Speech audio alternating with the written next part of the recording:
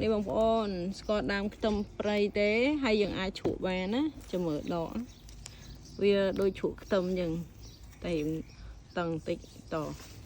ជីកវាចេះ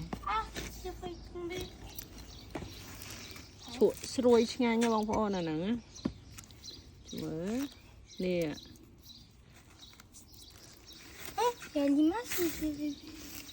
យើងយកធ្វើដូចគុកគ្រាវបងប្អូនអាហ្នឹងខ្ទឹមព្រៃនៅនេះដល់ខែហ្នឹងគឺចាប់ផ្ដើមហើយខ្ទឹមព្រៃបងប្អូនអានេះដុះនៅផ្ទះវាអត់មានដុះច្រើនទេបើយើងទៅតាមផ្លូវដុះច្រើនហើយនេះដើមត្រួយកដោបចិត្តបានបាញ់ឆាវទៀតហើយទឹកគ្រឿងក៏បានដែរបងប្អូន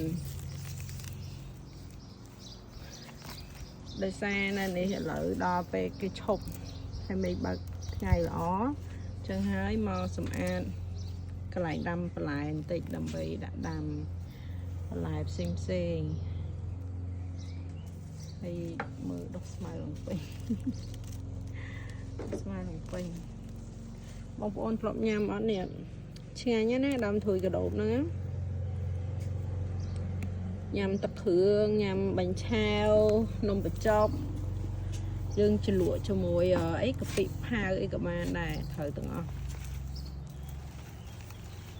ហើយនិយាយពីស្មៅផ្សេងឯនោះថាមិនដាំគេដោះអូនោះដាវនោះមកថាត់ថ្នាំដែរនោះទុកឲ្យម៉ាក់នេះហ្នឹងដាក់ទៅក៏ស្គាល់ហើយនេះនឹងខ្ញុំឃើញដូចគេញ៉ាំដែរបងប្អូននេះដើមនេះបងប្អូនស្គាល់អត់ជួយប្រាប់នឹងខ្ញុំវិញផងនេះដើមនេះខ្ញុំឃើញដូចគេបេះយកហូបដែរដើមហ្នឹងការវាពណ៌រៀងស្វាយ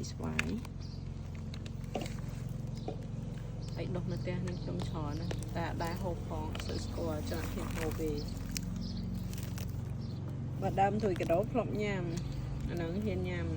បន្លែផ្សេងអត់សូវស្គាល់បងប្អូនចឹងអត់សូវហ៊ានញ៉ាំទេបើបងប្អូនដឹងជួយខមមិនប្រាប់ផងជាមួយនឹងខ្ញុំមើលដើមណាឃើញច្បាស់កុំមិនវាអត់ចេញផ្កាឃើញអត់សូវច្បាស់ក៏ដើមនឹងចេញផ្កាឃើញច្បាស់នេះចេញផ្កាចេញឃើញច្បាស់នេះបងប្អូនគេញ៉ាំបានអត់នេះកែវាចឹងហើយចេញព្រួយខ្ចីដល់នេះចេញខ្ចីល្អនេះបងប្អូននេះខ្ញុំឃើញបងប្អូននៅប្រាំងគាត់បេះហូបឃើញដូចផ្កាហ្នឹងឯង